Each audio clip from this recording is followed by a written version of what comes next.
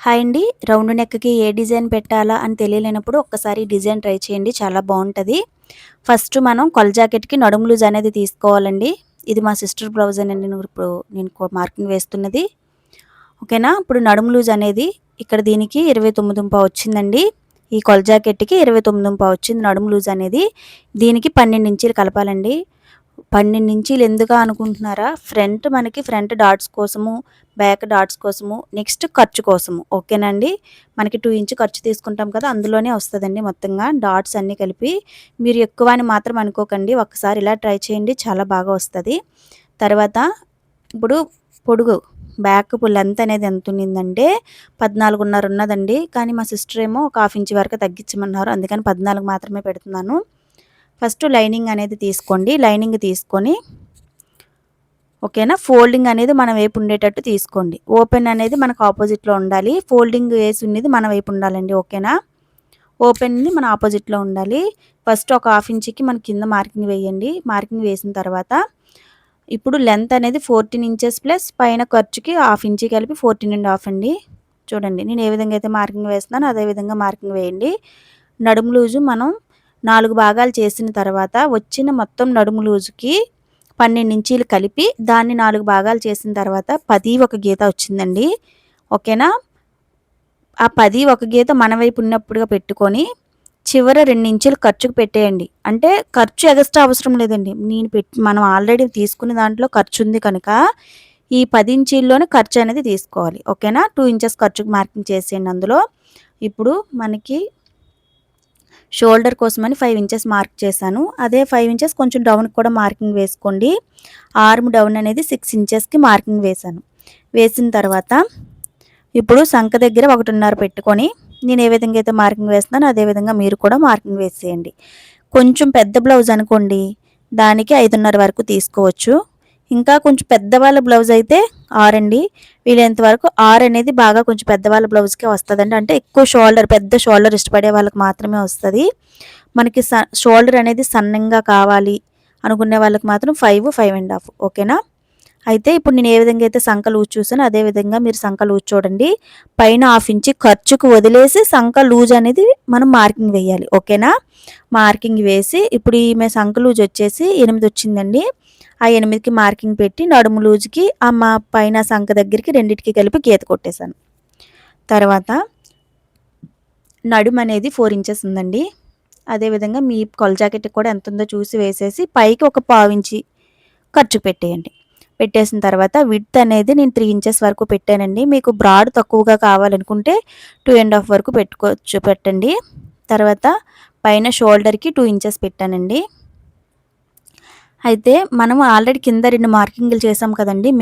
మీద దానికి మాత్రమే మీరు మార్కింగ్ చేయండి. మర్చిపోయి కింద దానికి మార్కింగ్ చేసేస్తే మీకు నడుము వెడల్పు అనేది తగ్గిపోతుందండి. ఓకేనా. ఇప్పుడు ఏ విధంగా అయితే రౌండ్ షేప్ ఇచ్చేసామో అదే విధంగా రౌండ్ షేప్ అనేది ఇచ్చేయండి. ఇచ్చిన తర్వాత నేను చూపించే విధంగానే కటింగ్ చేసేయండి. ఏ విధంగా అయితే మార్కింగ్ వేసానో అదే విధంగా బ్లౌజ్ అనేది చాలా నీట్‌గా వస్తదండి. అయితే నేను షోల్డర్ దగ్గర నేను 2 ఇంచెసే చెప్పాను కానీ ఇంకా కొంచెం ముందుకు ఎందుకు మార్కింగ్ చేశాను అనుకుంటున్నారా? షోల్డర్ డ్రాపింగ్ లేకుండా ఉండడం కోసం అలా మార్కింగ్ చేశానండి.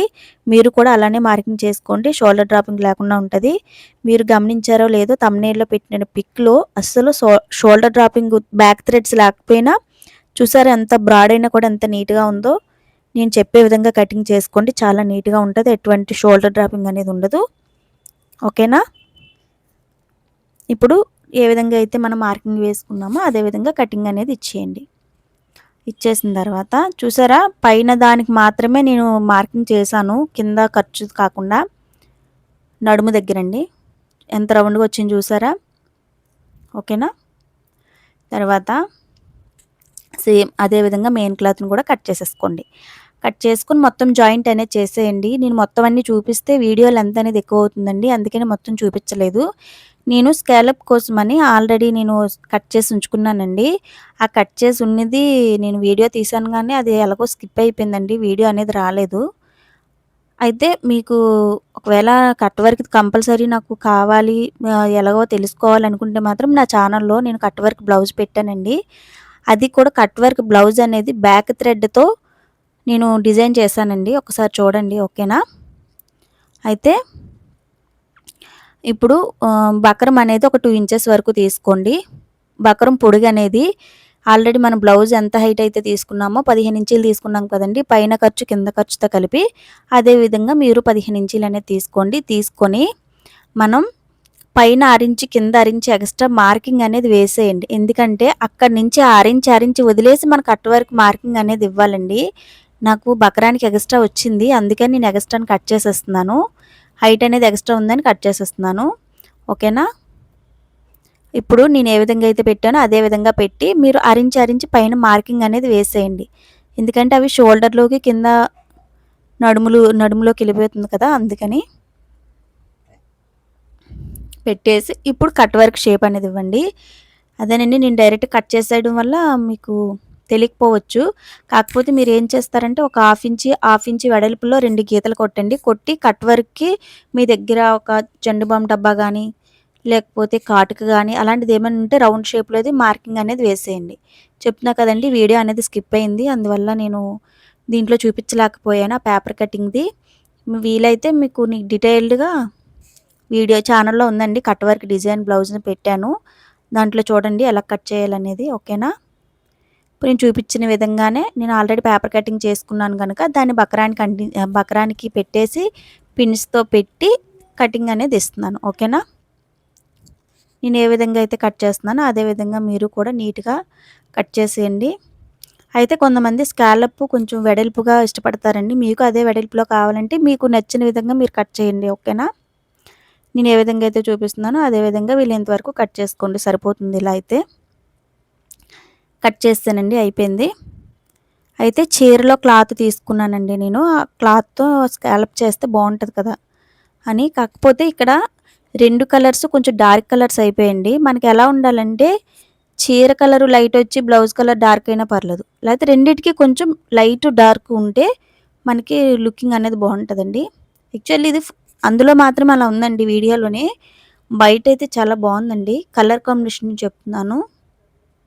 ఇప్పుడు అదే విధంగా లైనింగ్ కూడా తీసేసుకోండి. ఇప్పుడు ఏ విధంగా అయితే మనం బక్రాన్ని తీసుకున్నామో 2 ఇంచుల వెడల్పుతో లైనింగు ప్లస్ పైన క్లాత్ కూడా అలానే తీసేసుకున్నారు కదా! తీసేసుకున్న తర్వాత మొత్తం జాయింట్ చేసేయండి. లైనింగ్‌ని మెయిన్ క్లాత్‌ని జాయింట్ చేసేయండి. జాయింట్ చేసేసాక ఇప్పుడు బక్రాన్ని దాని మీద పెట్టి నేను ఏ విధంగా అయితే పెడుతున్నానో అదే విధంగా పెట్టి స్కాలప్‌ని కుట్టుకొనొచ్చేయండి. యాక్చువల్‌గా ముందు మనం లైనింగు బక్రం కూడా అతికే వచ్చండి. కాకపోతే మనం మెయిన్ క్లాత్ తిప్పేటప్పుడు ఆ లైనింగు అదే మెయిన్ క్లాత్ యొక్క అంచులుంటాయి కదండీ! అవి క్లియర్‌గా బయటికి కనిపించేస్తాయి. క్లాత్ పలచగా ఉండటం వల్ల అలా కనిపించకుండా ఉండడం కోసమని నేను ముందు ఆ 2 జాయింట్ చేసి బక్రాన్ని తిప్పుతున్నాను. ఓకేనా అండి? ఒకవేళ మీరు కుట్టే క్లాత్ గాని దళసరి క్లాత్ అయితే ఫస్ట్ బక్రాన్ని లైనింగ్‌ని జాయింట్ చేసేయండి. జాయింట్ చేసేసాక దాన్ని మనం మెయిన్ క్లాత్ మీద తిప్పినా ఏం పర్వాలేదు. మనకి క్లాత్ అనేది పల్చన క్లాత్ కాకపోతే. ఓకేనా? పల్చన క్లాత్ అయితే నేను ఏ విధంగా అయితే కుట్టుకున్నానో అదే విధంగా కుట్టేసి డబుల్ స్టిచ్ అనేది కంపల్సరీ అండి. డబుల్ స్టిచ్ వేసేసి ఫస్టు పెద్ద కత్తిరితో కట్స్ అనేవి ఇవ్వండి. తర్వాత ఆ చివరి వరకు మనకి రావాలండి. కుట్టు ఎంత వరకు ఉందో అక్కడి వరకు కటింగ్ రావాలి. అందుకని నెక్స్ట్ చిన్న కత్తిరితో ట్రిమ్మర్‌తో కట్ చేసేసి రౌండ్‌గా తిప్పేయండి.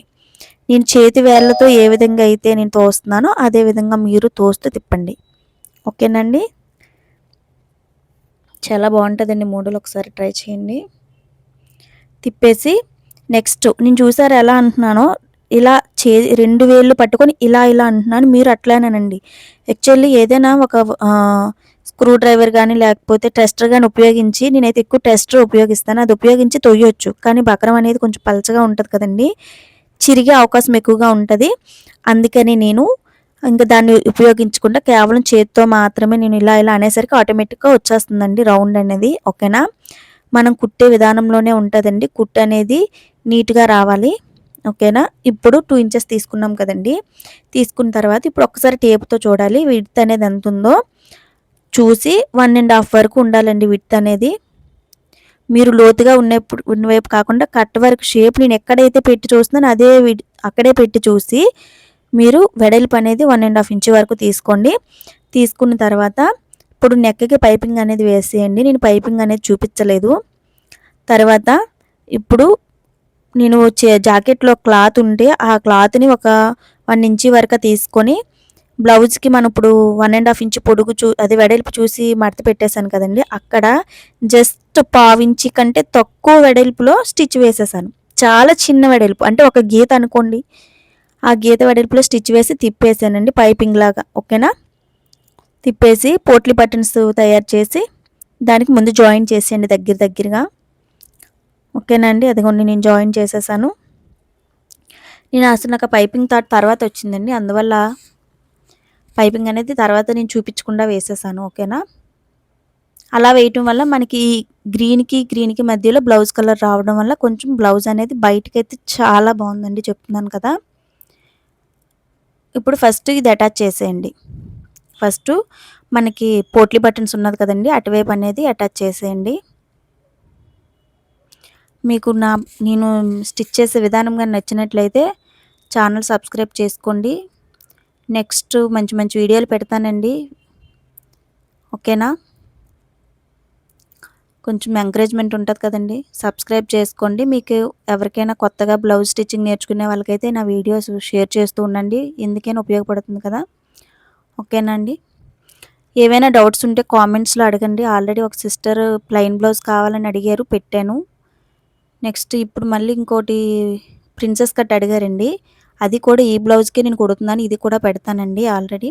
పెడతాను. ఓకేనండి. ఈరోజే ఇంకా స్టిచ్ చేశాను. ఇటు సైడ్ ఆల్రెడీ జాయింట్ అయిపోయింది. స్కాలప్ వైపు జాయింట్ చేసినప్పుడు స్కాలప్ లాగే మనం జాయింట్ చేయాలి. ఆ కట్ వర్క్ ఏ విధంగా అయితే ఉందో ఆ కట్ వర్క్ షేప్‌లోనే జాయింట్ చేసేయండి. ఎగస్ట్రాలన్నీ కట్ చేసేయండి. ఇంకా ఎక్స్ట్రా ఏమైనా ఉంటే అవి కట్ చేసేసి నడుముకి పైపింగ్ లాగేయండి. ఓకేనండి. పైపింగ్ అనేది నడుముకి వేసేయండి. వేసేసిన తర్వాత ఇప్పుడు నేను అదంతా స్కాలప్ వైపు బోడుగా ఉంది కదండీ! అందుకని ఏవైనా పూసలు లాంటివి గానీ, స్టోన్స్ లాంటివి గానీ పెట్టుకొని కొంచెం డెకరేట్ చేసుకుంటే బావుంటదని పూసలు నా దగ్గర ఉంటే నేను వేస్తున్నానండి. మీ దగ్గర కూడా ఇలాంటివి ఏవైనా ఉంటే వేసుకోండి. చాలా నీట్‌గా ఉంటది. వర్షాలు కదండీ! అందుకే వీడియో కూడా కొంచెం మబ్బుగా ఉంది. కొంచెం మనకి ఎండ అనేది వస్తే వీడియో అనేది కొంచెం క్లారిటీగా వస్తది. ఓకేనండి. మీకు వీడియో గాని నచ్చినట్లయితే ఛానల్ సబ్స్క్రైబ్ చేసుకోండి. Thank you. అదిగోండి అవుట్‌పుట్ అనేది అలా వచ్చింది. ఓకేనా అండి. Thank you.